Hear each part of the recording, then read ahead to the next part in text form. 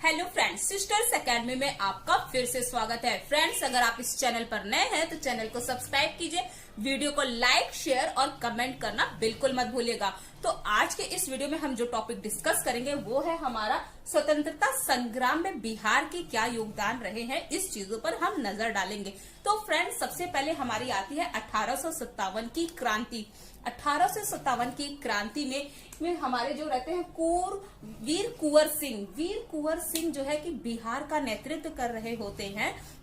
और वहीं पर अगर आप देखेंगे तो बिहार के पटना में पीर अली खां, कौन है? पीर अली खां। इन्होंने बिहार के पटना की ओर से क्रांति का नेतृत्व किया था। और बिहार के छपरा की ओर से मोहम्मद हुसैन जो है इस क्रांति के नेतृत्व करता रहते हैं। वहीं पर अगर हम आगे चलते हैं तो यह देखते हैं कि आती है हमारी 1908 में खुदीराम बोस और साथ ही साथ प्रफुल्ल चाकी, इन दोनों लोगों को मुजफ्फरपुर के किंग्स फोर्ट्स में बम फेंकने के आरोप में खुदीराम को फांसी की सजा दे दी जाती है और जो प्रफुल्ल चाकी होते हैं ये आत्महत्या कर लेते हैं। फ्रेंड्स, तो फिर अब आगे हम बढ़ते हैं तो वहां आता है 1908 में हम क्या देखते हैं कि यहाँ पर हमारे बिहार कांग्रेस कमेटी का गठन होता है, जिसके अध्यक्ष होते हैं हमारे हसन इमाम। याद रखिए, ये जो नाम है हसन इमाम, ये बिहार के सबसे अच्छे यानी बिल्कुल प्रसिद्ध बैरिस्टर होते हैं। साथ ही साथ इन्होंने बम्बई के इनके कांग्रेस अधिवेशन का अध्यक्षता भी इन्होंने ही की है। फिर आती है 1 अप्रैल 1912 में बिहार को जो है बंगाल से अलग करके एक राज्य घोषित कर दिया जाता है, एक स्वतंत्र राज्य बन जाता है।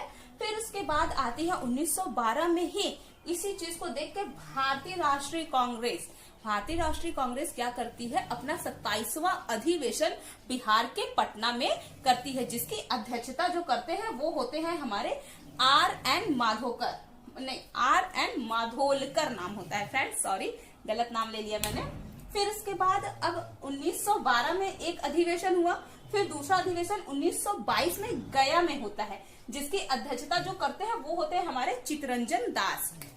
यहाँ तक बात आगे बढ़ती है। फिर आती है 1916 में ही पटना में होम रूल लिंग की स्थापना की जाती है, जिसके जो अध्यक्ष होते हैं वो होते हैं मौलाना मजहरुल हक। यहाँ तक होने के बाद फिर आते हैं 1917 में महात्मा गांधी ने जो है बिहार के चंपारण जिले में अपना चंपारण सत्याग्रह, पहला सत्याग्रह जो है शुरू किया था।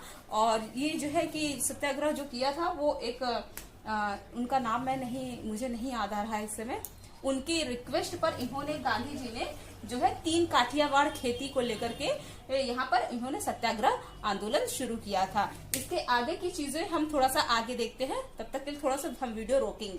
फ्रेंड्स, हम अब चीजों को आगे देखते हैं। जैसे कि डेट आती है 1918 में क्या होता है? 1918 में बम्बई में जो है कि अधिवेशन होता है कांग्रेस का, जिसकी अध्यक्षता जो करते हैं वो होते हैं हमारे हसन इमाम जो है कि ये बिहार के प्रसिद्ध बैरिस्टर हुआ करते हैं। और फिर उसके बाद आती है डेट हमारी 1921 में महात्मा गांधी बिहार के विद्यापीठ की स्थापना यानी उद्घाटन करते हैं, जिसके कुलाधिपति जो बनते हैं वो होते हैं हमारे मौलाना मजहरुल हक। और जो इसके हमारे कुलपति बनते हैं वो होते हैं हमारे ब्रज किशोर प्रसाद।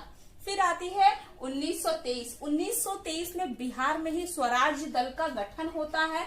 और 1928 में साइमन कमीशन आता है। फ्रेंड्स, साइमन कमीशन का विरोध बिहार में जो करते हैं वो होते हैं हमारे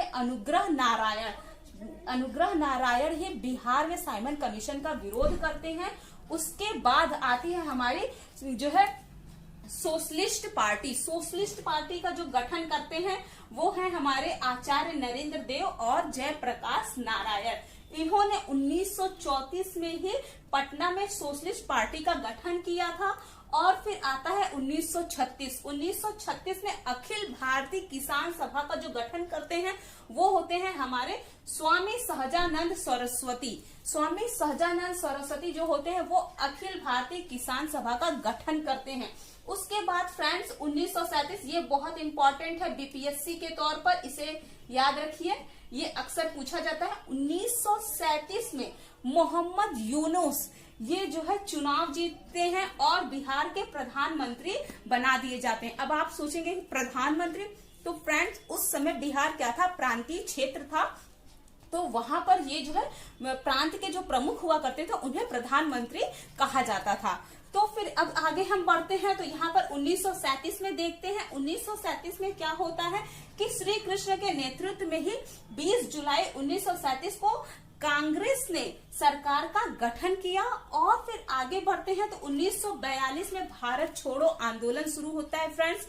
उसी समय जो है कि डॉक्टर राजेंद्र प्रसाद और जयप्रकाश नारायण को जो है कि गिरफ्तार कर लिया जाता है। डॉक्टर राजेंद्र प्रसाद को जो है कि बांकीपुर के जेल में जो है कि बंद कर दिया जाता है, जो पटना में है। और जो जयप्रकाश होते हैं हमारे जयप्रकाश नारायण, इनको जो है सेंट्रल जेल जो हजारीबाग में होते हैं वहां पर गिरफ्तार करके रख दिया जाता है। फ्रेंड्स चीजों को आगे देखते हैं, तब तक ले हमें इसे अब हम यहाँ पर देखते हैं जो जयप्रकाश नारायण होते हैं ये आजाद दास्ता का गठन करते हैं। असल में ये आजाद दास्ता होता क्या, आजाद दास्ता एक ग्रुप होता था जिसका मेन काम था तोड़फोड़ करना, जो सरकारी चीजों का तोड़फोड़ करते थे जिससे सरकार को हानि उत्पन्न हो, युद्ध कार्य में उनको जो है कि दिक्कतें हो। तो इस आजाद दास्ता का यही काम था, तोड़फोड़ करना। और इसका जो पहला प्रशिक्षण शिविर लगा था वो लगा था राजविलास जंगल में, जो नेपाल के साइड पड़ता है। और फिर उसके बाद हम आगे बढ़ते हैं, बात आती है 1946 में। 1946 में संविधान सभा के जो अस्थायी अध्यक्ष बनते हैं वो बनते हैं हमारे डॉक्टर सच्चिदानंद सिन्हा।